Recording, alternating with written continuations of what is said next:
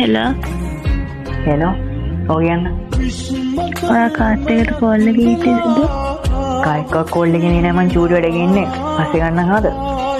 මොරු කියන්න එපා කෝල් එක නෙදී. මං කෝල් එකේ ගියේ නෑ. මං චූටි වැඩ ගින්නේ මං පස්සේ ගන්න හද.